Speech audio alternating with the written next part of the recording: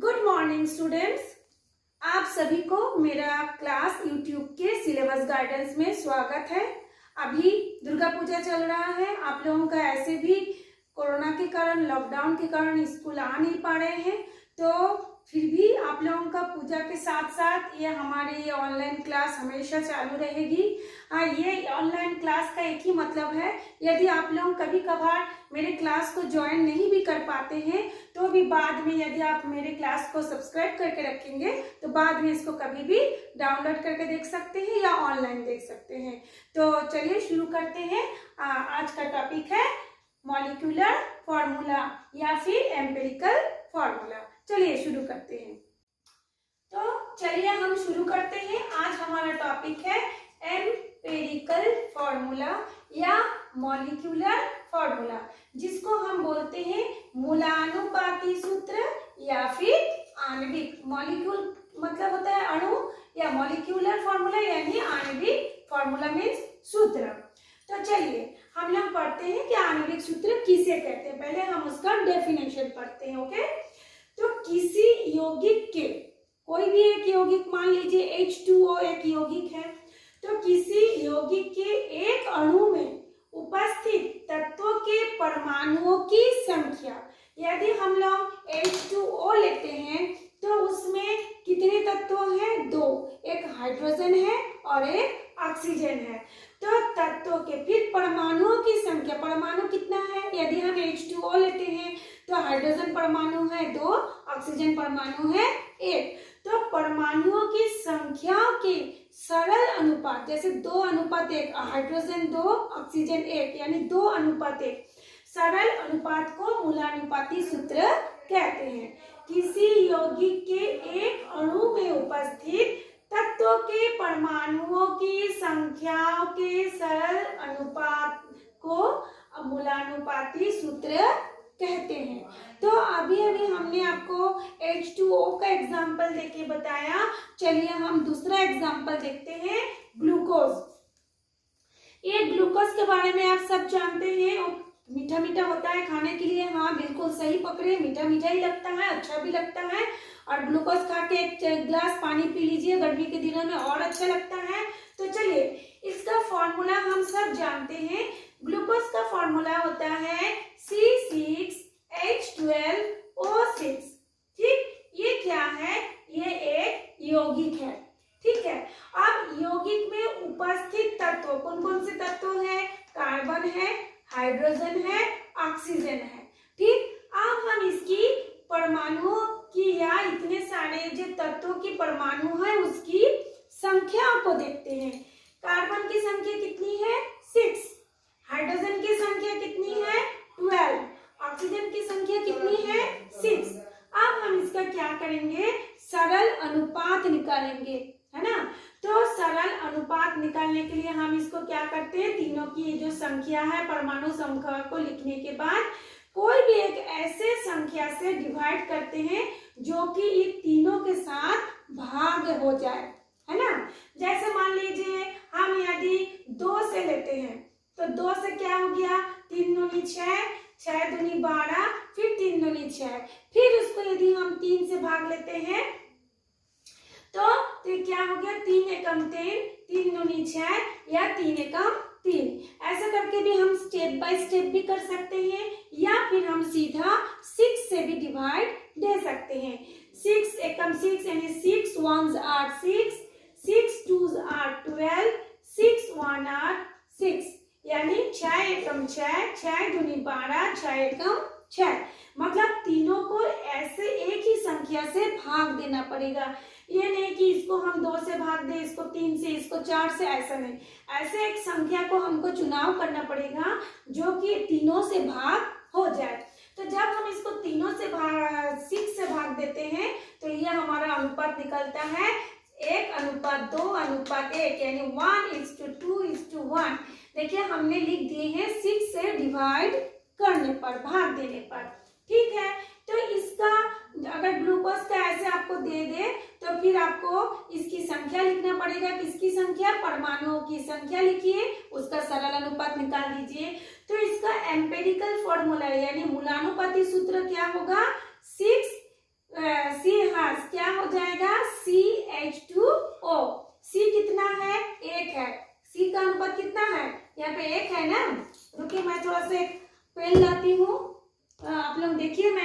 से आपको बताती हूँ।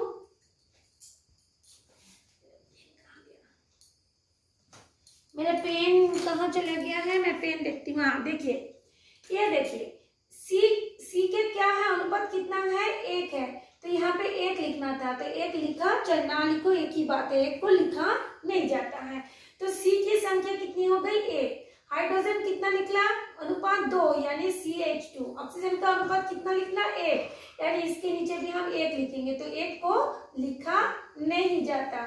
तो इसकी एम्पिरिकल फॉर्मूले यानी मूलानुपाती सूत्र हो गया CH2O। ठीक है, इसी तरह से आप लोग H2O का भी देखेंगे। तो H2O का कितना है, हाइड्रोजन की संख्या कितना है, 2। ऑक्सीजन का अनुपात कितना हो जाएगा, 1, है ना। इसके इस तरह से यदि हम H2O का परमाणु की संख्या देखें, ऑक्सीजन की संख्या देखें, तो इसका अनुपात हो जाएगा 2:1। तो ये था आपका एम्पिरिकल फॉर्मूला, मूलानुपाती सूत्र। ठीक है, इसी तरह से हम लोग एक एग्जांपल और लेते हैं। जैसे देखिए यहाँ पे CH3COOH, जिसको हम सबको जानते हैं, बोलते हैं एसिटिक एसिड। तो एसिटिक एसिड में देखिए कार्बन की संख्या कितनी है, ये कार्बन की संख्या ये 1 और ये 1 मिला के ये हो गया C2 2। हाइड्रोजन कितना है, यहाँ पे है 3, यहाँ पे है 1, तो 3 और 1 मिला करके कितना हो गया, 4। हाइड्रोजन 4 हो गया। ऑक्सीजन कितना है, 1 2, तो ऑक्सीजन हो गया यहाँ पे हमारा ये O2।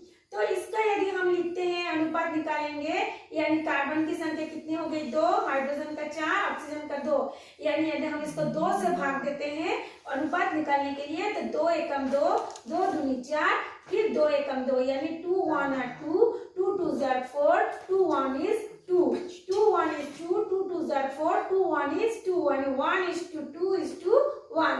ये हो गया इसका मूलानुपाती सूत्र का निकालने का तरीका, और ये हो गया आपका डेफिनेशन। ठीक है, अब हम इसमें से एक हम लोग एग्जाम्पल करेंगे जो कि एग्जाम में आता है। एग्जाम में कभी कभी ये फॉर्मूले ये सब ना पूछ के सीधा मूलानुपाती सूत्र का जो किस तरह से निकाला जाता है ये पूछा जाता है, हर साल पूछते हैं।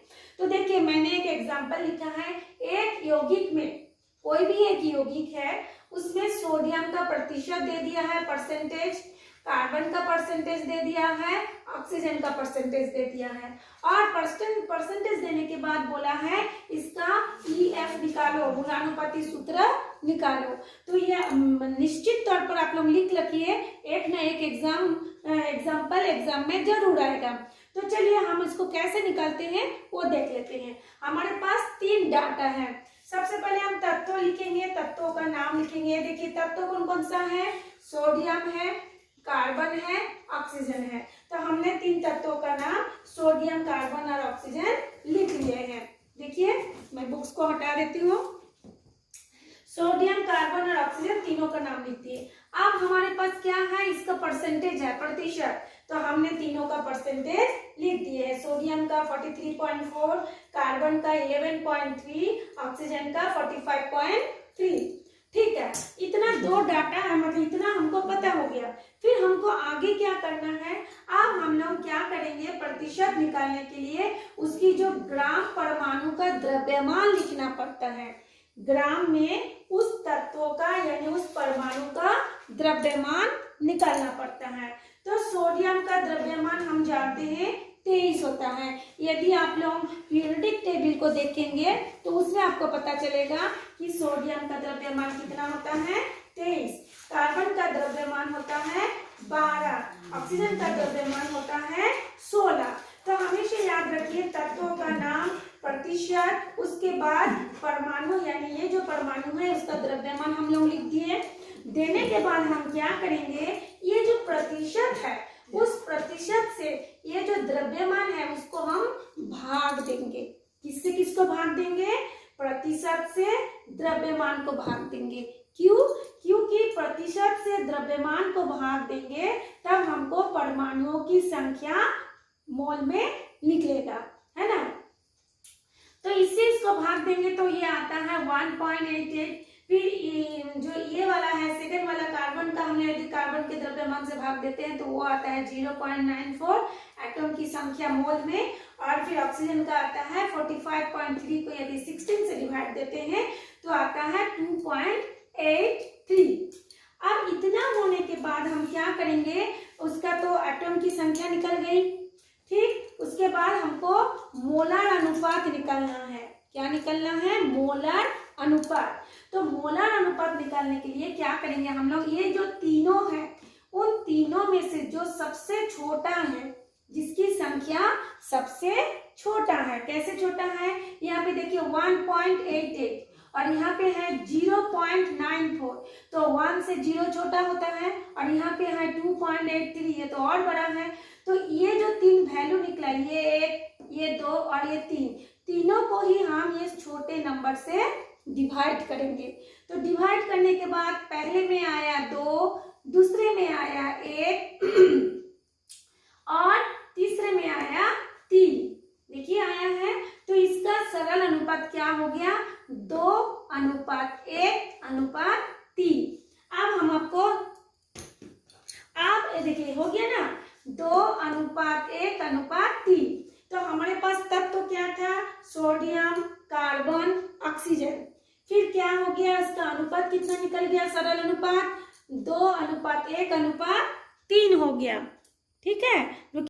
ये देखिए जो सरल अनुपात हुआ 2:1:3, किसका 2 है, सोडियम का, 1 किसका है, कार्बन का, 3 किसका है, ऑक्सीजन का। तो अब हमको क्या करना है, इन तीनों को अनुपात में लिखना है, यानी sodium ratio 3C ratio O, इन तीनों तत्वों को हमको ऐसे अनुपात में लिखने के बाद सोडियम की जगह में हम 2 लिखेंगे, कार्बन की जगह में हम 1 लिखेंगे, ऑक्सीजन की जगह में हम 3 लिखेंगे, ठीक है। तो उसके बाद हम जब इसका फॉर्मूला लिखेंगे, है ना, मूलानुपाती सूत्र का जब हम लोग फॉर्मूला लिखेंगे तो कैसे लिखेंगे, Na2 है तो Na2, कार्बन 1 है तो C अकेले 1 को नीचे लिखा नहीं जाता, O कितना है 3, तो ये हो गया Na2CO3। आ गया होगा आपको समझ में। देखिए एक बार फिर से आप लोग इसको थोड़ा सा देख लीजिए शुरू से एक बार अंत तक, एक बार ध्यान से उसको देखिए कैसे कैसे हुआ। NaCO3 कैसे बना, इसको ध्यान से देखिए। Na2CO3, NaCO का अनुपात Na2CO3 कैसे बना, उसको आप लोग एक बार ध्यान से देख लीजिए, ठीक। इसके बाद हम लोग देखिए, इसके बाद हम लोग और आगे बताते हैं, 2 मिनट देख लीजिए, 1 मिनट।